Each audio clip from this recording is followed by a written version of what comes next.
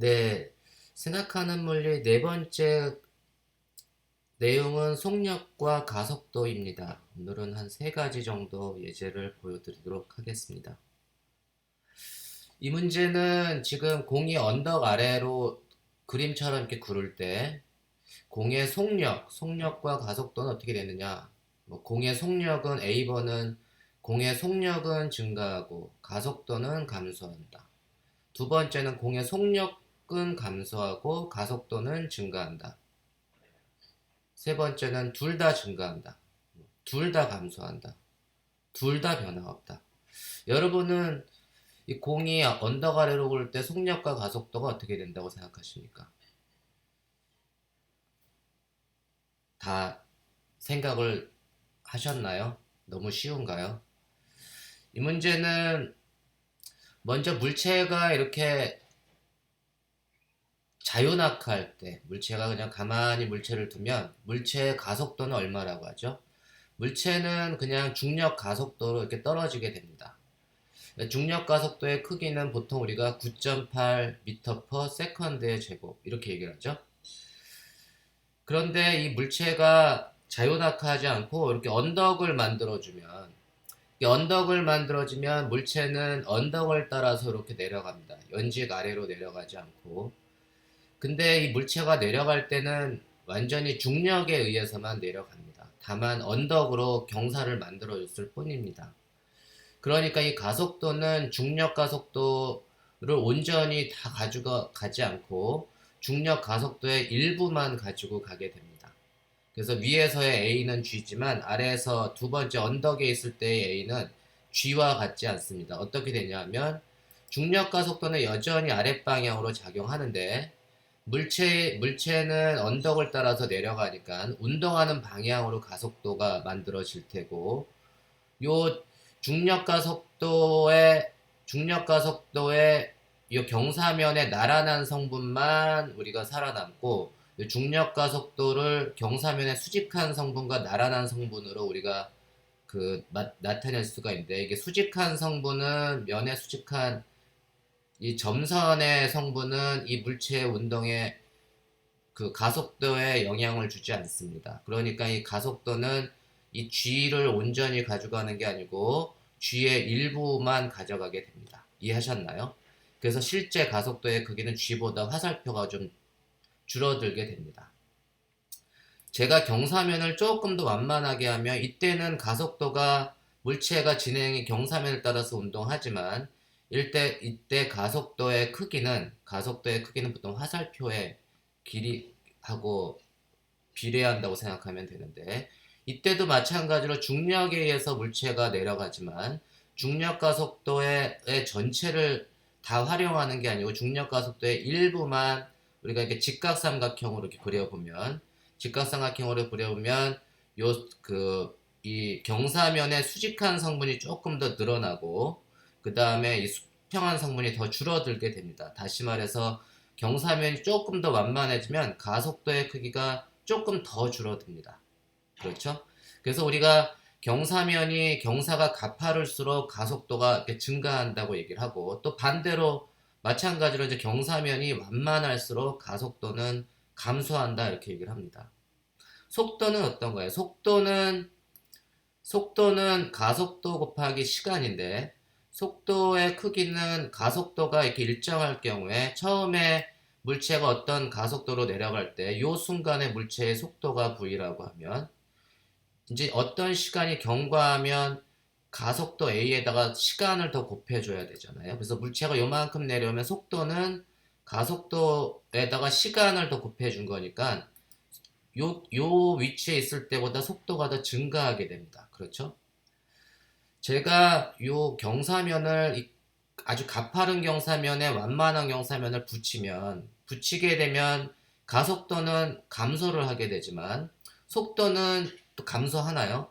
속도는 이 경우에는 속도가 예를 들면 가속도가 이 경우에 만약에 5고 이 경우에 만약에 3이 되면 1초 후에 물체의 속도는 5만큼 증가를 했는데, 요렇게 완만한 경사면에서는 물체의 속도가 3만큼 1초 동안에 3만큼만 증가를 한다는 얘기입니다.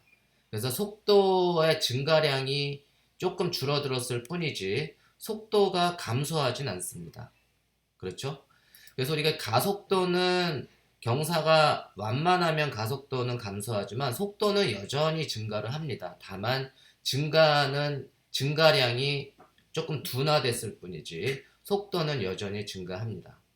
그래서 원래의 문제로 돌아가게 되면 이 물체가 경사면을 따라서 이렇게 진행을 할 때, 굴러갈 때 이 물체에 작용하는 힘은 중력의 성분만, 중력에 의해서 물체가 내려가게 되는데, 이렇게 다 똑같은 중력이 아랫방향으로 작용을 하고, 다만 경사면이 연속적으로 이렇게 변하기 때문에 가속도는 어떻게 된다고 했죠? 이 경사면에 나란한 성분, 그러니까 물체가 위치한 요 지점에서 요 경사면에 접선을 그으면 그 접선 방향이 가속도의 방향이 되게 됩니다. 그걸 제가 평행 이동을 시켜가지고 여기에서 접선을 걷을 때 요 접선의 요 지점에서 곡선의 접선을 그은 벡터를 제가 평행 이동시켜서 위쪽으로 보내주면 이제 가속도 A의 크기는 G보다 작아지고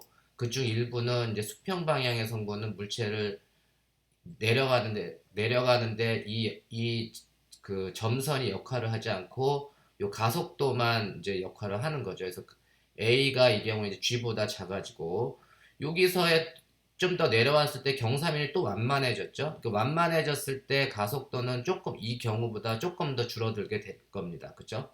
접선 방향으로 그은 놈을 평행 이동시켜서 올려주면 처음 빨간 A보다 두 번째 경사면에서의 가속도는 조금 더 줄어들게 되겠고 이 가속도가 조금 줄었습니다.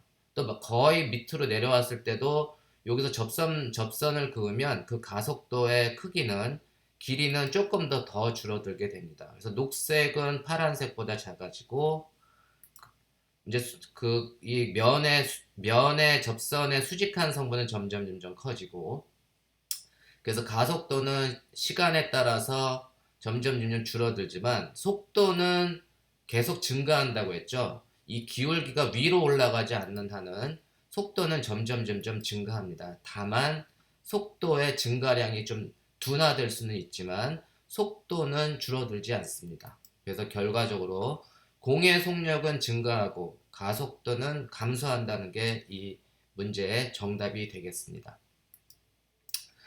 두 번째 문제는 공을 연지기로 그림처럼 이렇게 던졌을 때 최고점에서의 가속도가 얼마냐 이런 문제입니다. 최고점에서의 가속도가 0이냐 아니면 9.8m/s의 제곱이냐 아니면 0보다는 크고 0과 9.8m/s 제곱 그 사이에 있느냐 이제 그런 문제입니다. 여러분은 어떻게 생각하시나요? 최고점에서 이 최고점에서 물체의 속도는 어떻게 되죠? 물체가 쭉 던져서 최고점에서는 물체가 순간적으로 떡 정지하겠죠. 그래서 최고점에서 물체의 속도는 0입니다. 그럼 가속도는 0인가요?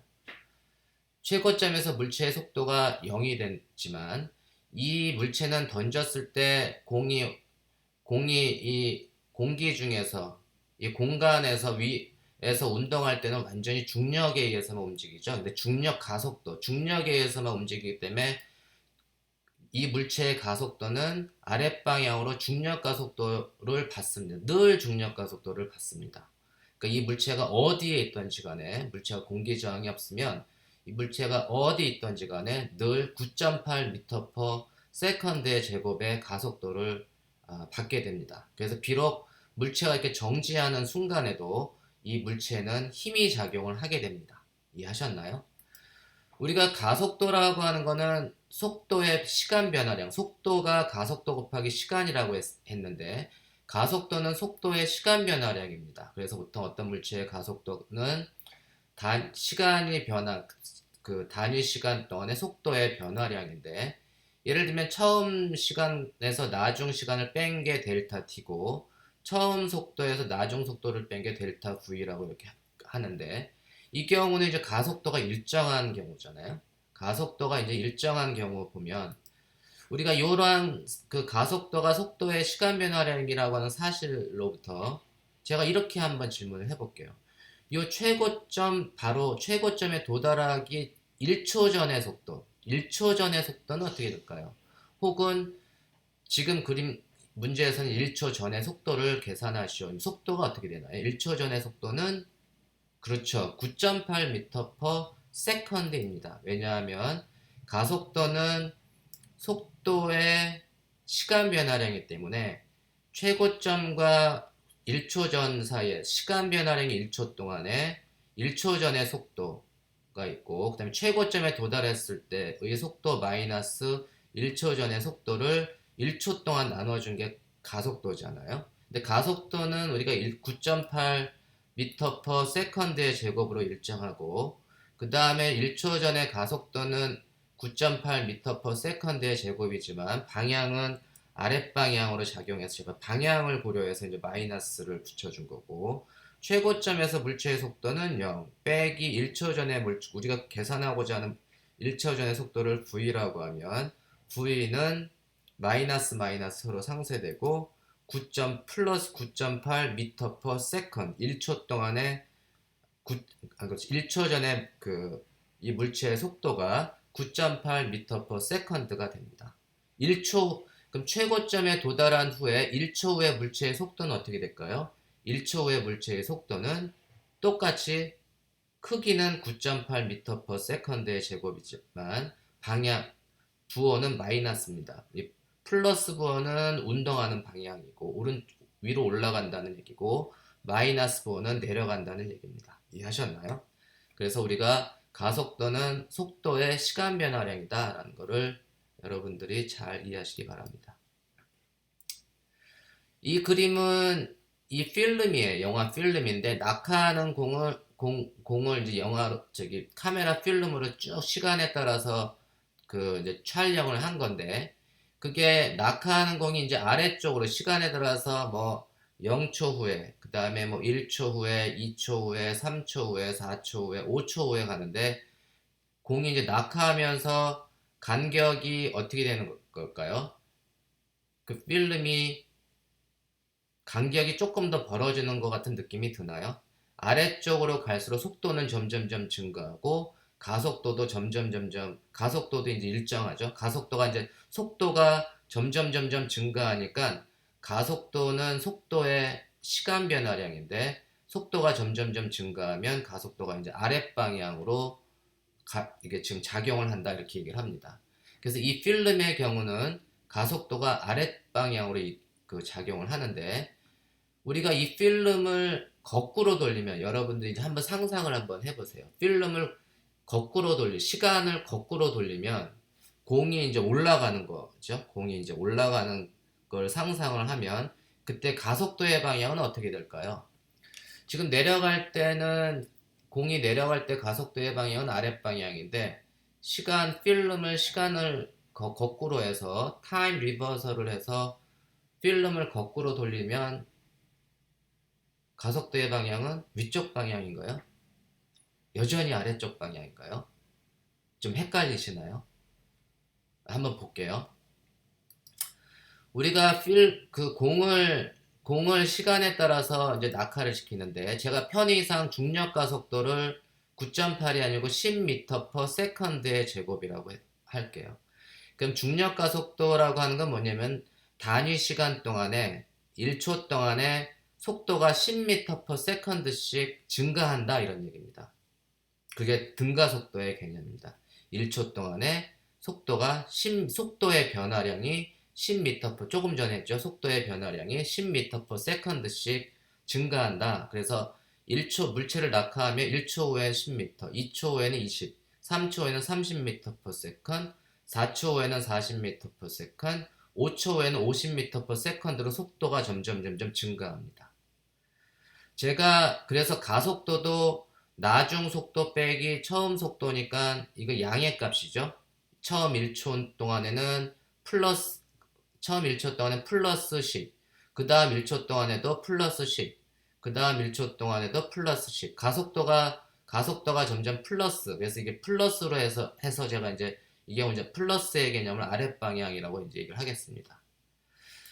그러면 이제 제가 필름을 거꾸로 돌리면 공이 거꾸로 올라가겠죠. 시간에 따라서. 그래서 5초, 4초, 3초, 2초, 1초. 필름을 거꾸로 돌리면 물체는 위쪽으로 계속 진행을 하지만 그 속도의 방향은 위쪽 방향인데 속도의 시간 변화량, 속도가 처음에 50이었다가 40이었다가 30이었다가 속도가 점점 증가하나요? 그래서 처음에는 이제 초기 위치로 가겠죠. 속도가 이 경우는 필름을 거꾸로 돌리면 속도가 증가하나요? 속도는 점점 감소를 하죠. 속도가 점점 감소한다는 얘기는 가속도는 속도의 시간 변화량인데 나중 속도가 처음 속도보다 줄어들었죠. 그 얘기는 뭐냐면 부호가 마이너스가 된다는 얘기입니다. 그래서 가속도의 크기가 가속도의 방향이 이 경우는 마이너스이기 때문에 여전히 운동 방향의 반대 방향으로 여전히 아랫방향으로 작용한다는 걸 알 수가 있습니다. 조금 전에는 물체가 낙하할 때는 속도의 변화량, 속도가 점점점 증가해서 속도의 방향과 가속도의 방향이 같았지만 우리가 필름을 거꾸로 돌리면 속도가 점점 감소해서 속도의 방향과 물체의 운동 방향과 가속도의 방향이 반대가 됩니다. 그래서 정답은 어떻게 된다고요? 이 필름을 거꾸로 돌리면 가속도의 방향은 여전히 아랫방향이 된다는 걸 알 수가 있습니다. 왜냐하면 나중 속도가 처음 속도보다 줄어들었기 때문에 운동 방향과 반대 방향으로 가속도의 방향이 만들어진다는 것을 여러분들이 잘 이해하시길 바랍니다.